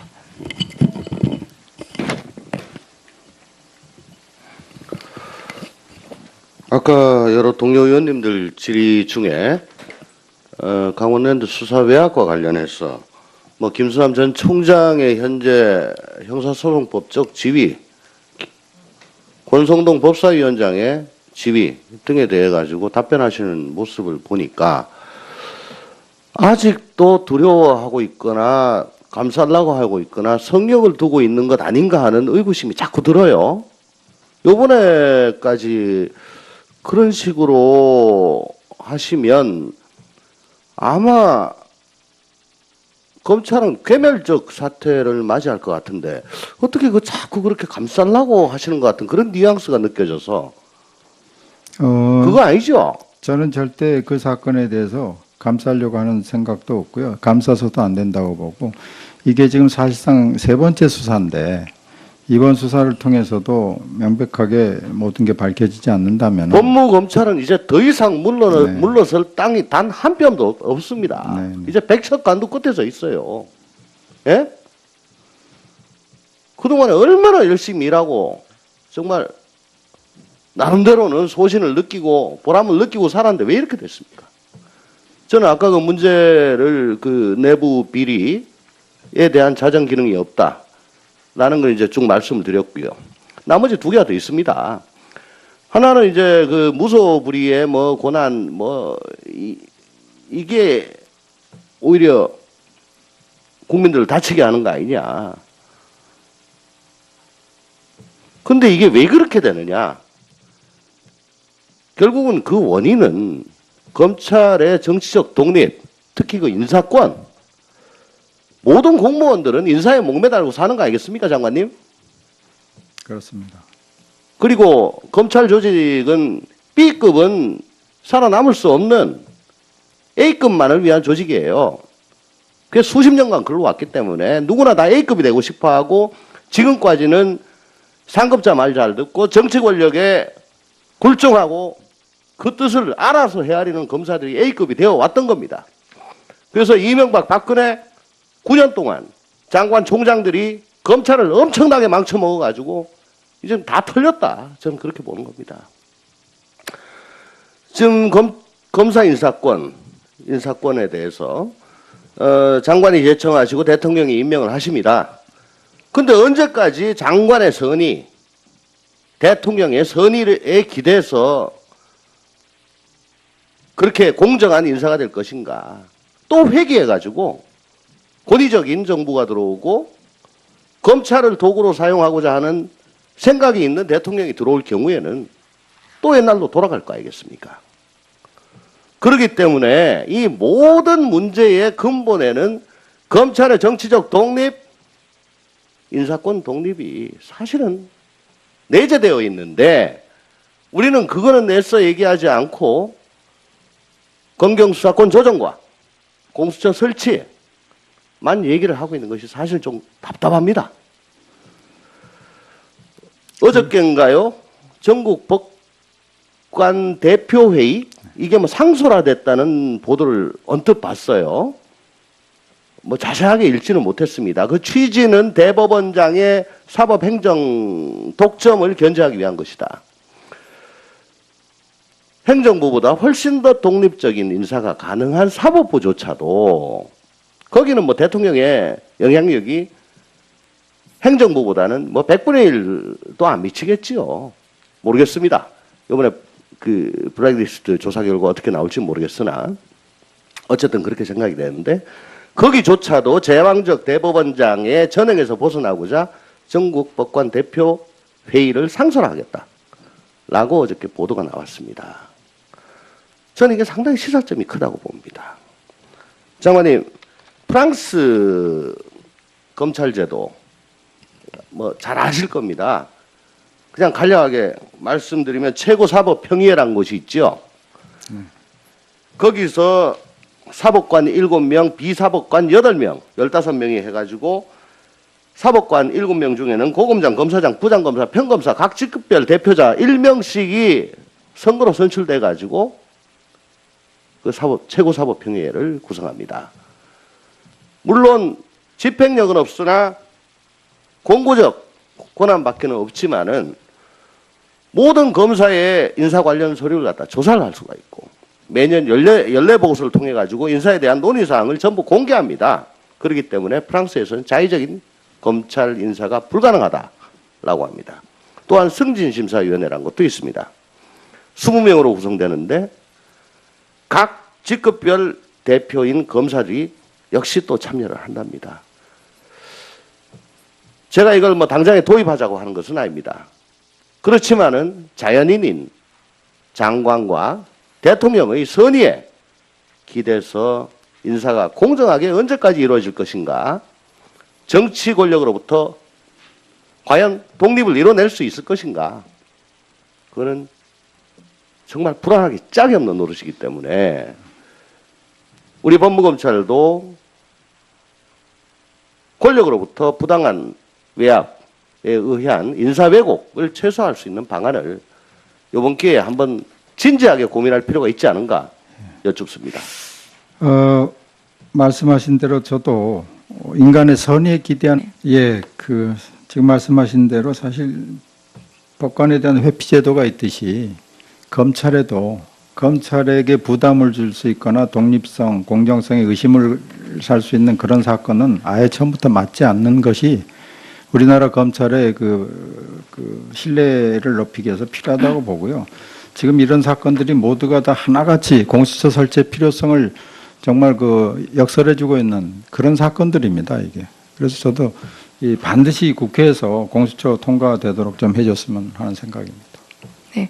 그다음에 안미연 검사의 폭로와 관련해서 제가 하나 이제 그 검찰청법에 의하면 7조에 따라서 구체적 사건과 관련된 상급자의 지휘 감독의 적법성 또는 정당성에 대해서 이의를 제기할 수 있도록 돼 있습니다, 지금. 네. 그런 조항이 있는데 실제로 지금 강원랜드 수사 외압 의혹을 제기한 안미연 검사의 경우에도 이 현행법에 따라서 이의 제기를 한 것은 아니죠. 네, 그 이의제기권 관련한 내부 대검의 지침이 금년 1월에 제정된 게 있습니다. 그런데 지금 안미연 검사가 그걸 지키고 있는지는 모르겠습니다만은 제가 듣기로는 언론 인터뷰나 이런 것들은 앞으로 그런 것들을 준수해 가면서 하기로 그렇게 했다는 얘기를 제가 들었습니다. 그러니까 앞으로 그렇게 하겠다 그렇게 얘기가 되고 지금 이제 네. 과거에 언론과 인터뷰한 것에 대해서는 그 지침을 준수했는지 여부는 제가 잘 모르겠습니다. 좀 판단해 봐야 되겠습니다. 지금 진행된 형태를 보면 이 지침대로 됐다고 보이지는 않습니다. 결국은 그래서 지침이 중요한 것이 아니라 이 지침이 지켜질 수 있도록 하는 것, 그런 문화, 그런 것들이 중요하다고 봅니다. 그러니까 실제로 지금 이 지침이 있다 하더라도 앞으로도 제가 볼 땐 지금 현행 검찰 내에서 과연 이 지침에 따라서 상급자의 지휘 감독의 적법성이나 정당성에 있어서 이의 제기를 하는 검사가 있을까에 대해서는 굉장한 의문이 있습니다. 법무부 내에서 실제 이 지침이 현실화될 수 있도록 그러니까 전반적인 문화와 그리고 교육 이런 것들이 이루어지지 않고는 저는 불가능하다고 보기 때문에 그런 부분들에 대해서 법무부에서도 더 고민이 필요하다고 보입니다. 네, 검사의 이의제기 방식이라든가 이런 것에 대해서 다시 한번 그 지침 내용을 검토해 보고요. 그것이 실효성 있게 작동될 수 있도록 한번 검토해 보겠습니다. 네, 백혜련 위원님 수고하셨습니다. 다음 존경하는 이재정 위원님 질의하시겠습니다. 예, 사개특위는 논의가 초반부에 불과하기는 합니다만은 그간 여러 논의들이 있어 왔고 그것들을 정리하는 수준의 이제 문제 인식들을 이 회의체에서 이야기를 시작할 것 같습니다. 그간에 많이 논의되던 과제 안에는 포함되어 있지 않은 얘기를 저는 하나 해보려고 합니다. 법조에는 여러 가지 축들이 있는데 또 하나의 축이 변호사이기도 합니다. 법무부도 관련해서 여러 가지 제도적으로 또 변호사와 관련해서 무관하지 않은 기관이기도 하고요. 그러니까 변호사의 그 직업적 특수성에 기인하다 보니까 결국은 국민이라는 의뢰인의 관계에 있는 국민의 권익을 대변해서 법정에서 그리고 또 수사일선에서 활동을 하게 됩니다. 그렇다 보니 변호사의 권리는 직업인의 권리가 아니라 사실상 인권과 관련된 경우가 굉장히 많습니다.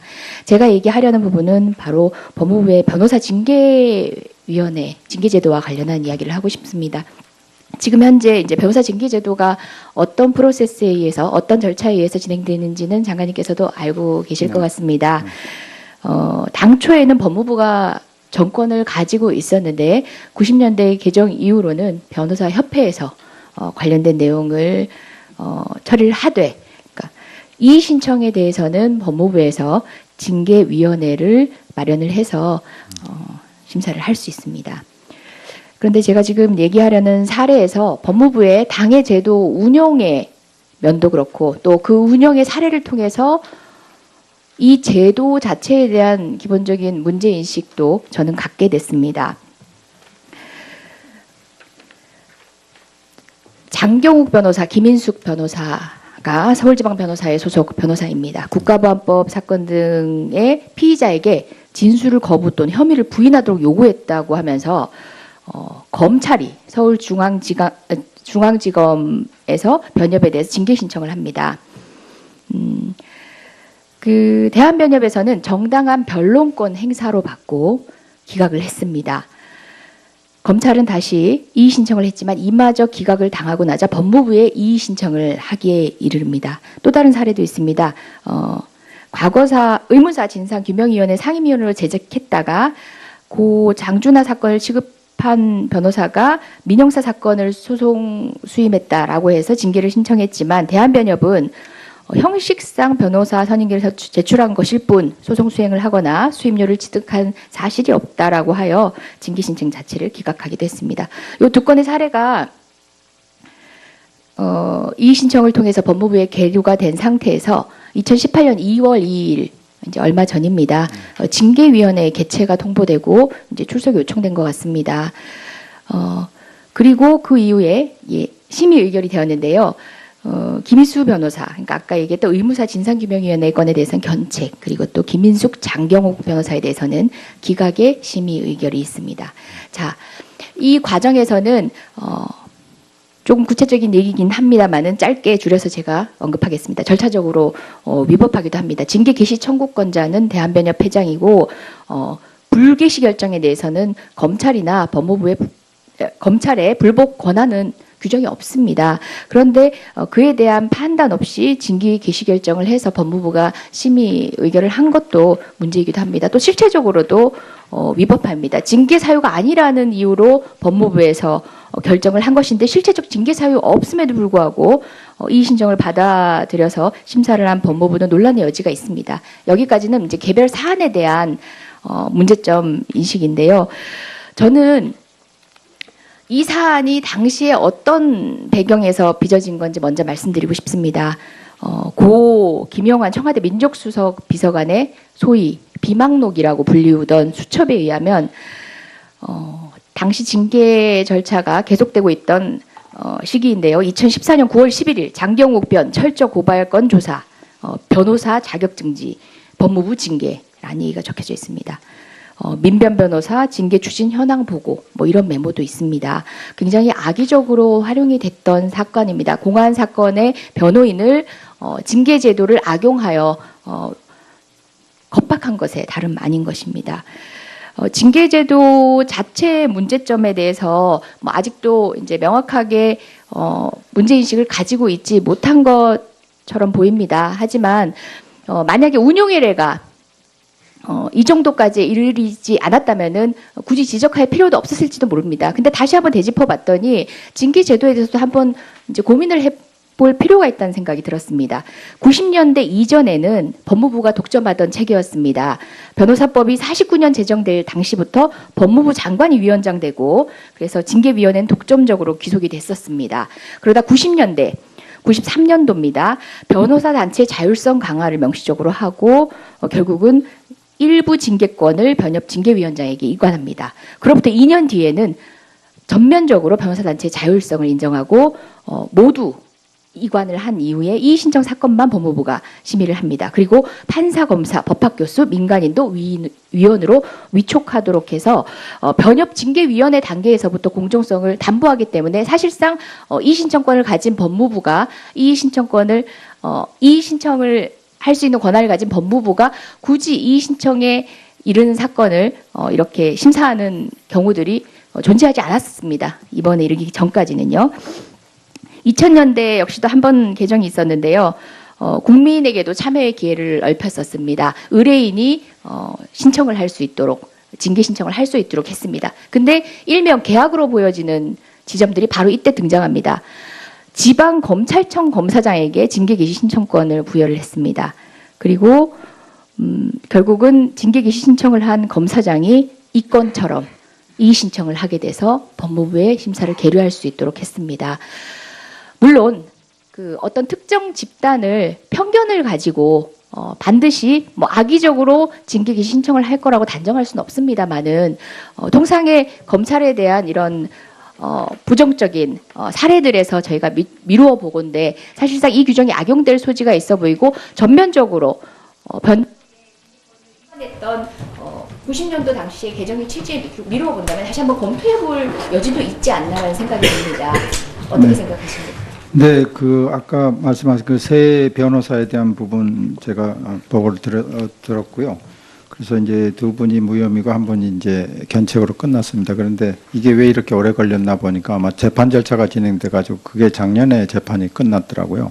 그래서 이제 법무부로 왔는데 전체적으로 보자면은 지금 변호사 단체의 그 변호사 징계의 어떤 그 권한을 넘겨주고 이 신청 시에 이제 그 법무부의 징계위원회에 회부되는 건데 변호사 징계는 법무부로서는